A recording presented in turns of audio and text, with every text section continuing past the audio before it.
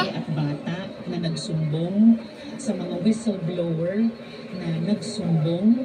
Ito'y importante para sa mamamayan. Tama yung desisyon na iban itong Pogo na to at maaari naman sigurong magkaroon ng ng alternatiba kung paano tayo kikita at hindi dito sa sugal.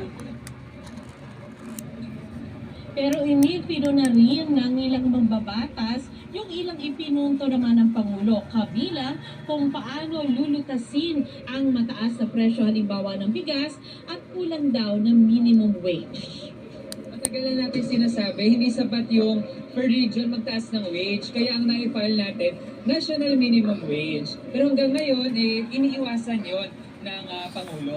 Okay, gusto sana natin sabihin talaga sa Pangulo, no, na walk the talk.